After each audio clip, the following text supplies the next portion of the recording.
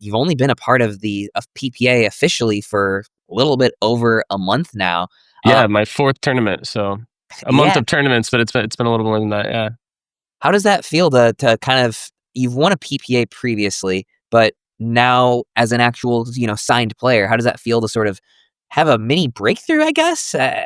Yeah, it was weird. I wasn't sure really how to manage kind of my expectations when I was coming in because, I've beaten a lot of the top players. I've won a PPA tournament before, but, it takes a little bit to get used to that level of competition again. So, I knew I could get there eventually. I wasn't sure how quick it would be, but, I'm glad it was this quick. Yeah, definitely. And I wanted to ask you, for your standards, you had a kind of massive slump at the APP before switching over. You had that insane run of going like a year without losing, and then you lost your last three APPs. Then Yeah. you weren't playing any slumps. You lost once to Alex Crum and then twice to Armand Bhatia, but still, before that, you were totally dominant. Yeah, so, I'm lucky Armand wasn't in this tournament yet. That guy's a dog. So, when he comes over in a few months, he might be, winning some tournaments also. But, yeah, the APP was the rally scoring was, one of my biggest frustrations, I guess you could say, with playing there. And so it was so hard to win consistently. And then, you lose a couple matches and people start believing that they can beat you. And then it all kind of spirals from there. But yeah, I lost to some good players. Yeah, but it was good to kind of get back in the winning circle this week. So did that factor into your decision to switch up and come play the PPA?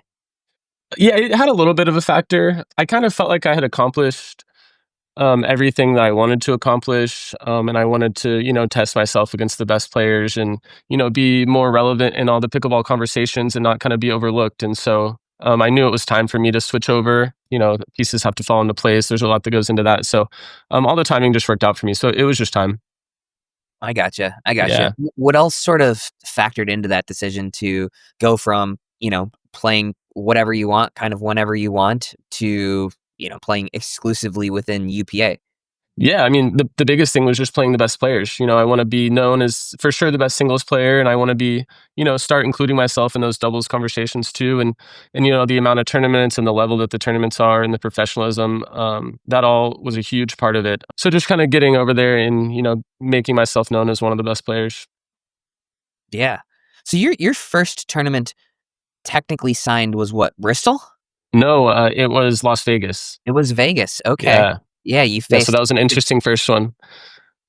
Yeah, I faced Hunter Johnson in the round of 16. I had like Adam Harvey and then Grayson in the second round, which I'd played Grayson a million times. I played Hunter several times too. I didn't feel like I played my best there. I was actually, coming off of sickness, which I know everyone kind of deals with stuff like that too. So it was unfortunate timing that was my first tournament. But yeah, it was good to just kind of get my feet wet and get back into the groove of things. Yeah. I don't remember what your seed was there, but I remember seeing when we played each other in Cincinnati Yeah, that it you was 57. 57th seed. I'm like, holy shit, Yeah, dude. and that's actually, like, not even as telling as what my ranking was because, with PPA, signed players are into the main draw automatically, but that doesn't mean I was ranked 57. I think I was ranked, like, 150 something. So I was ranked super low, like, I was just seated within the people in that tournament, so I was seated 57th, but yeah, my ranking was much lower than that even. Oh man, we'll have to dig into that because Yeah, where I would know, I you wish I would have looked at the beginning before Vegas what my ranking started as, but it was well, like, in the hundreds for sure. well, did you because your last PPA tournament before that was the San Clemente Cup that you had won in Yeah, 2020. but it had been over 12 months, and it's a 12-month rolling calendar, so, So you would have yeah. had no points then, Well, right? I played Salt Lake City and made the quarterfinals after that, Oh, and so that okay. was my only result, so I think Salt Lake City was just an open, so, I mean, that would maybe be, like, 200 points or something, so, yeah. Interesting. Okay. Yeah, I was curious about that. I We know, should I wish I know, I'm sure there's a way to find that out, but I want to if there is. It was definitely, like, 150, I think. I guess we could probably kind of back into that, Yeah, right? you could kind Just of like guess, I think. we could ballpark. That'll be good for Yeah. some storylines. All right, I'm Right? going to the third page of the rankings to see who has 200 points. 200 points would put you in the top 100.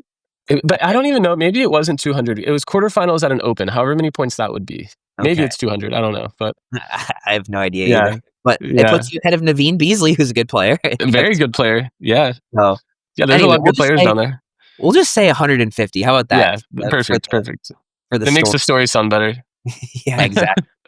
Um, Came in at the 57 seed. Hunter Johnson had that crazy run where I think he came in at like a 40 seed or Yeah, something something other, and similar. recently Yeah. has clawed all the way up to number 1. You had a couple of tough draws, obviously playing Fed a few times, having tough rounds early on, but now you are slated to go up to number 7 in the rankings, 1 spot ahead of Ben Johns. Hey, how about that? Unfortunately, though, you're still almost like 10,000 points I know. behind the I leader. actually looked at the rankings a little bit after the final yesterday. I'm like, okay, I jumped almost as much as I could with 1 or 2 tournament results, and you know, the top 5 or 6 obviously are so consistent every tournament. So now I'm like, I gotta have 3 or 4 more good results to move up even 1 spot at this point. Yeah, yeah, exactly, right? It gets so much more Yeah. tougher at the top Yeah, I half mean, of the top 10,000 10, points, that's insane. right? I hear a lot of talk about how difficult it is to break through, and it is, right? It is. What advice would you have to somebody who is maybe very talented, but has never played their first pro pickleball tournament, and they wanna end up where you are now, top 10 singles player on the PPA tour? Yeah, God, it's so hard right now, I feel like, to break through. There's actually a girl that played really high level college tennis that lives in Oklahoma City where I live. I'm training with her like full time every day. Her name's Isabella Dunlap, so give her a follow if you don't know who she is. But yeah, I've kind of been trying to give her advice along the process, and you know, she's just starting playing this summer, tournaments and everything. And so it's hard to know what tournaments to play, whether you want to do, you know, PPA or APP or international or challenger events now are a great option. So I think it kind of just depends on what your goals are. Obviously, when you're first starting out, you have to work at the same time as you're playing, unless you just have some extra funds laying around that allow you to travel and play full time. So I think right now the Challenger Tour is a great option for people, just to see where your level is.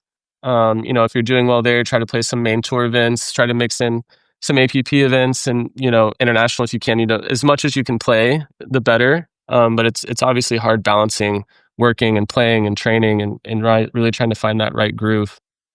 Yeah, I gotcha. Yeah, so you would tell a Chris Hayworth with 0 points, 0 paddle sponsor, 0 anything, basically go play whatever you can, play the PPA Challengers, try and qualify main draw, play some APP, like, For it can sure. I be mean, yeah, brutal if too. you feel like your level is high, you know, you'll get some good results, you'll get some eyes on you, and then from there, you know, I think the pickleball world is so good at helping each other. Have you ever played a few too many games and wake up wondering why your knees sound like bubble wrap? Yeah, recovery hits different when you log more court time. That's why a lot of players are turning to plant based wellness options from TrueLeaf, products that help you find balance, relief, and recovery without throwing you off your routine. Whether you're new to the stuff or already have your go tos, their team knows how to get you dialed in. Check out TrueLeaf.com and see how it could fit into your game both on and off the court. Yeah. I'm not gonna lie, rather had